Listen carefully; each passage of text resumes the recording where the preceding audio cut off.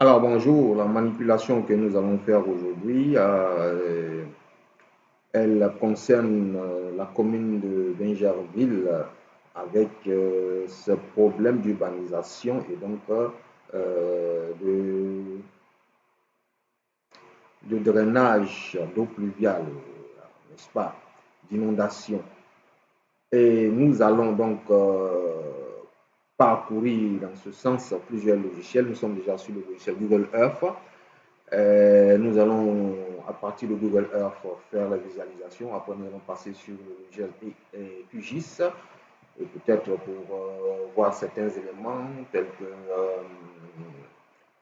euh, manipuler, n'est-ce pas, les cartes raster. Nous allons passer sur EKMS pour donc faire les calculs logiques et nous allons terminer sur ECRAS pour voir donc le niveau d'inondation et les écoulements hydrauliques. Alors, pour ce faire, nous allons prendre un point critique qui est sur le boulevard Mitterrand qui entre à Bingerville.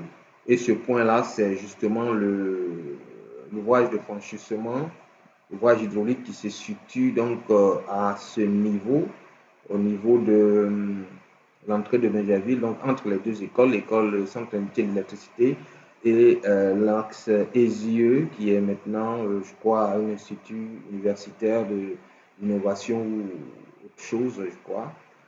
Et donc, c'est ce DALO ici. Il faut se rappeler que cette zone-là, toutes les pluies, est inondée. Alors, il y a un ouvrage qui a été construit et qui a été aussi, je pense, refait. Mais le problème demeure. Donc, nous allons essayer donc d'estimer la quantité d'eau qui arrive à ce niveau-là, donc le débit qui arrive à ce point d'exutoire-là. Donc, nous allons estimer donc ce qu'on appelle le bassin versant de cette zone-là. Donc, là où l'eau est drainée jusqu'à arriver à cet exutoire. Donc, le bassin versant, c'est une sorte de cuvette que vous allez voir. Et nous allons voir aussi donc la composition de ce bassin versant et calculer le débit. Alors, pour aller un peu plus, pour qu'on comprenne un peu les choses, le problème que nous allons indexer, c'est le problème d'urbanisation anarchique ou d'urbanisation sauvage. Quand on parle d'urbanisation sauvage, ce n'est pas forcément une construction, des constructions qui se font euh, sans autorisation. C'est la manière dont, n'est-ce pas, l'urbanisation se fait de manière, même de manière, on va dire, autorisée, légale. On voit que cela est fait, mais en dépit de plusieurs réglementations. Voyez-vous, par exemple, on met l'accent sur l'urbanisation sans pour autant mettre en exergue le côté donc d'assainissement et de drainage ou même le côté environnemental. Voyez-vous, or les lotissements qui se font doivent prendre en compte beaucoup de paramètres.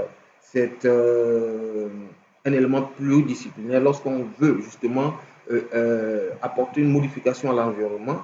Il y a plusieurs disciplines qui doivent être prises en compte.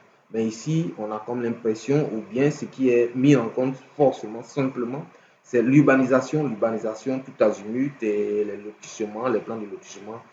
On ne tient pas compte des autres facteurs donc, qui sont concernés par d'autres disciplines. Voyez-vous. Et cela crée donc ce problème-là. C'est ce que nous allons mettre en exergue et expliquer un peu comment est-ce qu'un tel débit peut être évacué à ce niveau-là. Et est-ce que, quel que soit donc l'ouvrage qui sera fait ici, est-ce que ce débit peut vraiment être évacué à ce niveau? Quelles sont donc les caractéristiques des ouvrages, tels que l'ouvrage donc de franchissement ici, quelles sont ses caractéristiques, les caractéristiques qu'il doit avoir en fonction du débit qui vient, quelles sont les caractéristiques donc de l'ouvrage, de l'émissaire ou encore du canal, donc en amont, donc du TALVEC, comment doit-il être, quels sont les paramètres environnementaux dans ces zones, les zones donc d'accumulation de pluie, c'est-à-dire d'accumulation d'écoulement, c'est-à-dire les bassins versants, qui donc concentrent l'écoulement et qui l'envoient à son exutoire, n'est-ce pas? exutoire qu'on appelle un point critique au niveau duquel, donc, il faut forcément une voie de franchissement. Quelles sont les dimensions de cette voie de franchissement qu'il faut avoir? Doit-on juste mettre l'accent sur le dimensionnement de l'ouvrage simplement, ou bien mettre l'accent plutôt sur d'autres paramètres qui vont permettre de réduire le débit qui sera à l'exutoire? C'est ce que nous allons faire aujourd'hui. Tout au long de cette manipulation. Et vous verrez comment nous utilisons tous ces logiciels, en majorité logiciels libres, gratuits, et comment nous les exploitons. Donc ici nous sommes sur QGIS et nous regardons ici l'ouvrage qui est là, Dalo qui est là, le ponceau qui est là. Alors nous allons déjà montrer un peu les traces d'érosion, parce que l'érosion induit intervient lorsque justement l'aménagement du territoire ne tient pas compte de certains paramètres et permet donc accentue justement l'érosion. L'érosion, c'est lorsque justement les particules de sol sont arrachées et drainées plus loin, n'est-ce pas, par l'écoulement hydraulique. Voyez-vous ici, ce que vous voyez ici, c'est la terre, le sable, donc les particules, les sédiments, n'est-ce pas, qui sont arrachés. Et vous voyez ici des portions de l'espace vert qui sont là, voilà. Donc, mais ce que l'on constate le plus, ce sont les zones occupées, c'est-à-dire les zones construites. Voyez-vous, vous voyez, donc cela accentue cette érosion-là. Lorsqu'on construit, on va voir un peu plus en amont ici. Voyez-vous ici, voyez-vous, c'est une zone dénudée. Donc, quand il pleut, justement, il est facile pour le battage des gouttes de pluie. Il lui est facile donc d'arracher donc les sédiments et de les drainer plus bas. Surtout que cette zone d'Abidjan est une zone collinaire, donc plus de pente. Alors, nous allons pour le voir essayer d'activer l'exagération on va dire, du relief pour que vous voyez mieux. Et pour ce faire, nous allons dans là et ici, nous allons activer ici. On va mettre par exemple 2. Appliquer. Voilà. Et puis, après, nous allons donc revenir ici pour activer le relief ici. Tac. Nous cliquons là. Alors, nous activons le relief. Voilà le relief. Et vous voyez bien maintenant les collines. Et vous voyez donc bien comment est-ce que le phénomène d'érosion se fait. Les pentes sont fortes. Donc, le ruissellement est plus fort, n'est-ce pas? Non seulement cela, voyez-vous, pourquoi ces particules sont arrachées? Simplement parce que les zones sont dénudées. Alors donc, l'effet donc, de la couverture végétale, c'est quoi? La couverture végétale permet non seulement de consolider, n'est-ce pas, les particules de terre, n'est-ce pas, grâce aux racines. Deuxième chose, il permet donc d'infiltrer l'eau.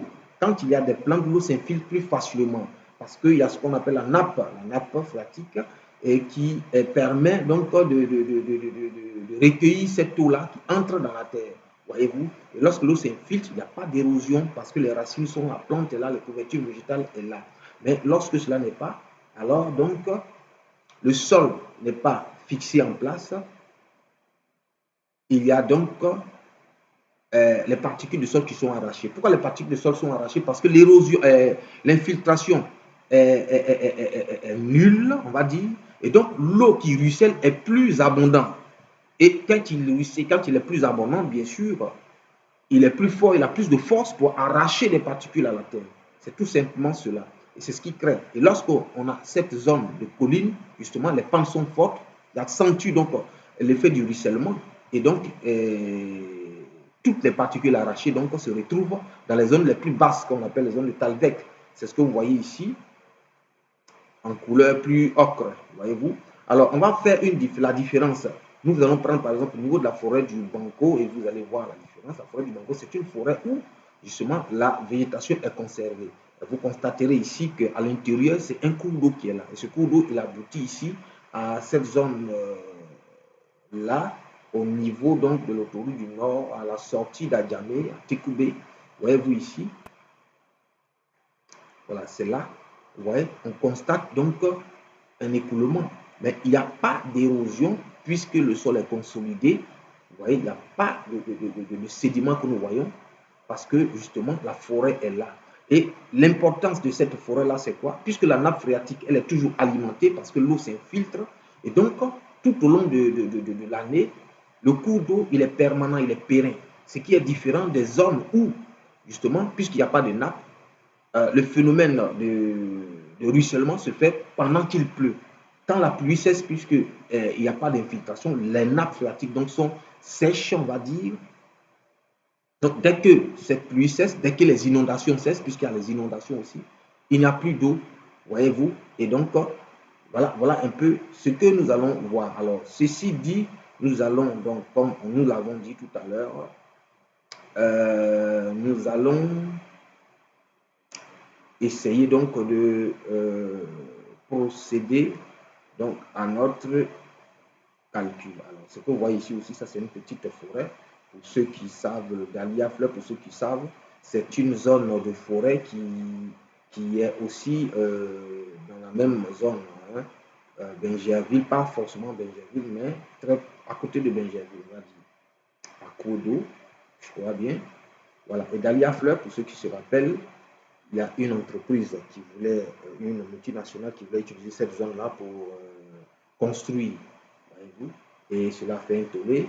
Des environnementalistes ont fait des pétitions et je pense que les choses sont estompées. On espère que cette forêt va rester pour le bien des populations. Et vous voyez à côté, vous voyez toujours l'érosion hydrique, vous voyez toujours le transport de sédiments, regardez bien ici, voyez-vous, vous voyez que le sable vient, la lagune, vous voyez la couleur a changé parce que justement, elle est chargée de matière en suspension, des sédiments de boue, donc des sédiments qui sont arrachés plus en amont, voyez-vous, du fait donc de cette urbanisation excessive, n'est-ce pas? Et ce qui est dangereux, c'est que même, voyez-vous, dans le Talvec, il y a des constructions. On va aller un peu plus en amont, vous verrez bien. Regardez ici, par exemple, les constructions sont faites dans les Talvec. Et pas des constructions, on va dire, anarchiques, non. C'est même des promotions immobilières qui sont faites, voyez-vous, et c'est dangereux. Alors, ceci dit, nous allons donc continuer et aller maintenant sur le logiciel QGIS sur lequel nous avons commencé justement une manipulation. Du logiciel QGIS, nous allons déboucher sur le logiciel EKMS pour faire donc le dimensionnement. Et à partir du logiciel, après le logiciel EKMS, nous allons terminer par ECRAS pour voir le niveau d'inondation. EKMS va nous montrer le débit, n'est-ce pas, qui sera cet exutoire-là que nous avons choisi de calculer et l'ampleur de ce débit, la grandeur de ce débit due aux éléments que nous venons de mettre en exergue. Alors donc, à tout à l'heure.